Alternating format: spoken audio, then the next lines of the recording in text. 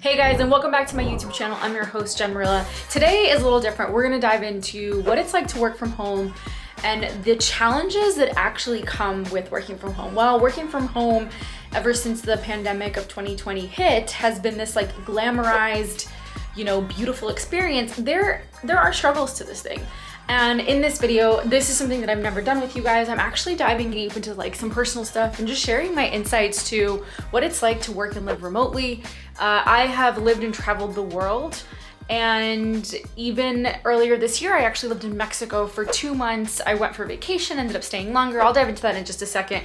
But before we get into it, I wanna let you know, grab your tea, grab your coffee, grab your wine, whatever it is that you want, because we're gonna have a little cuddle session and we're gonna chit chat. And if you love this, then I want you to give me a thumbs up and I want you to subscribe so you get all my videos, because I post on the channel every week and I talk about entrepreneurship and I talk about what it's like to build an online business, a successful online business, and I teach you guys how to grow on social media if you're trying to grow on social media for your business. So let me get comfortable and I'll be right back.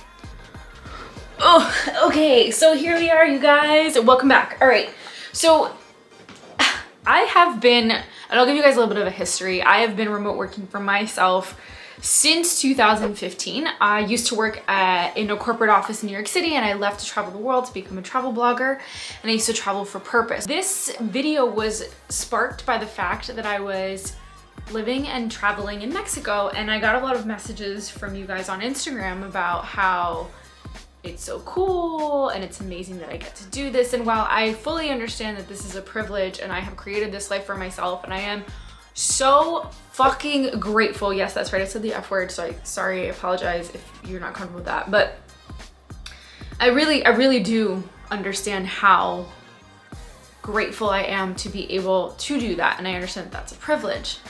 Now, with everything in life, there are downfalls to this, right? I have been doing this for quite some time, and I have really learned the art of discipline. And so what happened was I went to Mexico earlier this year for my 32nd birthday, and I ended up sticking around. I was down there for 3 weeks, and then I just kind of was like, screw it. I don't need to come home. This is why I've built this business for myself. I brought my camera with me and I can record YouTube videos and I'm set to go. I just need really good Wi-Fi, which I will get to in just a second. So I ended up staying for about 2 months and a half. I rented an Airbnb down there, and yeah, and I made it my home for March, April, and a little bit into May. So with that being said, I have really like I said, nailed the art of remote work. And there's a few things that happen when you do this, when you work remotely and you travel and you work remotely, right? Because there's a difference between working remotely and staying in one place, and then traveling and working remotely. When you travel and you work remotely, it quickly becomes a work staycation. And the only way that it is successful is if you have discipline. like, oh my God, you guys, I can't even tell you. If you are not disciplined with your morning routine, the time that you wake up, like if you don't treat it as if you were still working from home back home and you were being paid by the man, like you'd still, it becomes difficult. It really does. And with places like Mexico, like I have lived and worked in Bali. I have lived and worked in Australia, Costa Rica, London, Brazil. Oh my God, where else? Nicaragua, like all over the freaking world. And the biggest discipline is being able to time slot and use your time wisely. Like if you wake up early, having that morning routine to check emails. I remember when I was in Bali, the biggest struggle for me was actually carving the time to enjoy that space, that being in Bali and being in that area, and then also getting shit done, because it gets really hard. I need to drink my coffee. Ugh. Cheers. I know. But so I think that's the biggest thing, is like, number one, having good discipline. The second thing is good Wi-Fi. Oh man, if you are watching this and you're anywhere, except from the United States of America, we are really spoiled here, and the Wi-Fi here is ridiculously good. And I say that because I've lived and worked everywhere, and it is actually one of the best Wi-Fi services connections that you have it's really not the best anywhere else, and it is the biggest struggle. And so in Mexico, one of the things that I was looking for when I was choosing my apartment or my Airbnb was the quality of the Wi-Fi. I emailed and messaged so many Airbnbs and asked them what was their level of Wi-Fi. And now don't quote me on this, because, and if you know the answer to this, feel free to drop it in the comments below. They're called like RPMs or MPRs. I really don't know what, but it's basically the speed of the internet. And it has to be, if it's above 35, if it's between 35 and 40, it's pretty good. But anything above, or if it's between 35 and 45, it's pretty good. But if it's anything above 45, then it's amazing. And so the Airbnb I stayed at was actually at 52, which is awesome. Like the Wi-Fi was so good. So that was a win right there. But that's the other thing that's really difficult, is that you can't work remotely successfully if you don't have good Wi-Fi. And then the third thing is having the space and the community.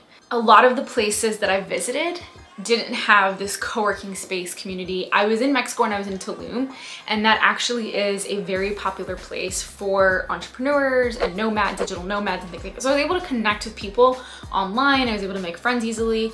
But the truth is that it can be kind of lonely and people don't realize that. So while all in all, this life of, oh, you get to work and, you know, travel the world and make money, yes, that's amazing. And I'm so grateful that I get to do that. There is also a big part of my life that I have really taught myself how to do it the right way, and creating discipline and being honest with yourself. Because one of my weaknesses was waking up early, especially when I first started. I don't work from my couch or my bed. Like, that is an absolute no for me. No matter where I am, no matter what I'm doing, I never work from my bed or my couch. The bed is to sleep and to do something else, if you know what I mean. And the couch is to sit and read a book, watch TV, or just chill with friends, but it's not for work. So if I'm working, I am literally sitting in front of a desk, I am at a table, I am fully sitting down. And the other thing that really helped is getting dressed. It doesn't mean I need to put on a full face of makeup like I do when I film YouTube videos, but just getting dressed and being out of my pajamas was such a game changer. And these are tips that you guys can utilize even if you're just working from home and you're not traveling and working from home, right? So the other thing I wanted to talk to you guys about was coming back home. So being in Mexico for 2.5 months and then coming back to New York City was an absolute culture shock. And for someone who's used to do it so often, it was even more of a shock because I didn't realize how comfortable I had been had become because of the pandemic and like in my apartment. So while it's amazing that I got to do this, it was just like super weird, you guys, honestly. I was just in a place where, you know, there's paved roads here. There wasn't really a lot of paved roads in Mexico.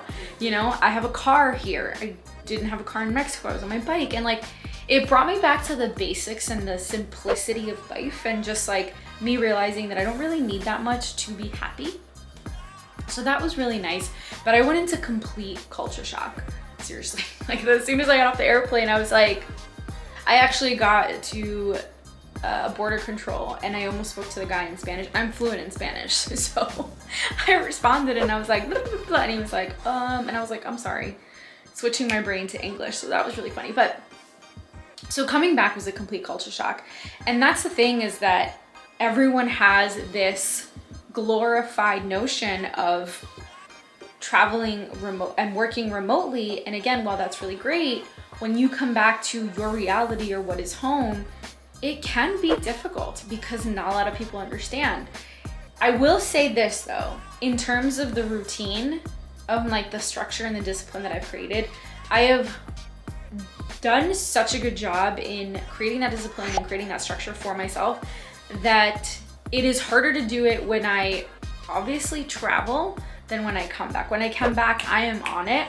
So like, as soon as I got back, I was still waking up early. I was still doing my thing so that I didn't lose that structure or that momentum that I had while I was in Mexico. This leads to the next conversation. Does it get lonely? Yeah, kind of. Sometimes it does. because you have a limited sense of community and connection with people because you're not in locations long enough to maintain those relationships. So while working and living remotely is awesome, and if you're a loner like me, you're like, yes, I thrive being alone. Sometimes, you know, sometimes it definitely can be lonely. It's the road less traveled is what I'm gonna say to you guys, right? So the next time you're debating on where to go and what to do, my recommendation is that you go to places where there is a lifestyle, like there is a digital nomad lifestyle, meaning you're likelier to find cafes, you're likely to find co-working space, you have other people that are coming, other digital nomads you can make friends with. And that's when the experience becomes a lot less lonelier because you can stay in co-working and co-living spaces. That's really awesome. Or you can stay in hostels. I remember when I first started this, all I could afford were staying in hostels. So I was able to meet more digital nomads, but it didn't make the experience any less lonelier because you're not staying in one place long enough. So something to really consider. The other thing is, the question I get asked a lot is, do you become more productive or less productive? I personally find that once you create a discipline and you can really wrap your head around, you know, especially for an entrepreneur, or if you just work for someone else, it doesn't matter. I feel like if you work for someone else, this might be easier, but that you have a certain amount of time to complete a job. So that means, like, for example, when I used to live in Bali, or when I was traveling through Bali, I loved to surf. And the best times to go surfing were really early in the morning or like mid-afternoon for me. So that meant that I would wake up and I would go surfing, and then after surf, I would work from like 10 to about like 1. And then I would go surfing, and then I would have a late lunch, and then maybe I would go back to work, answer some emails, or I would go back surfing again, or just chill with my friends and be on the beach. So I had that balance, right? But because I knew I only had a window from like 10 to 1, it really helped me focus on what I needed to get done. Did it mean that I got a lot of things done? No, but I was also very new at the game, so it was different. Whereas like now, if I know that I have like from 10 to 1 to work on something, I will get as much as possibly done within that time frame to be able to enjoy and just really be there. Because that's the biggest thing. Like, the reason you're remote working is because you want to experience the country, you want to experience the culture, and that's so important. That not only benefits your soul and benefits and like helps you grow as a person, but also just like nourishes the soul. And it's so important, really important. Which brings me to the very last thing I always get asked: how do I have that work-life balance? Especially when you are remote working. And again, without discipline and without full understanding of the business that you own and how you own it, especially as an entrepreneur, because again, I think it becomes easier when you work a 9 to 5. And you guys can check out this video here if you're looking to quit your job or possibly leave your job, but I give you guys tips on what to do if you are in that stage of your life. But I feel like if you work for someone and you're working remotely, it's easy because you know that that's your job. Like, regardless of whether you do the work or not, you're still gonna get paid, and that's the perks and the truth about working for someone else. Versus when you're an entrepreneur, if you don't work, you don't get paid. So really wrapping your head around what tends to happen is your life and work do this as an entrepreneur. Ideally, you want it to do this really well, but it actually just like does this as an entrepreneur. It's like all these things fall into place. But my point is that it just gets better as you practice more and more. So the more you practice the discipline, the more you practice that routine. A routine is so important because, and I remember I heard this and it just like really struck a chord.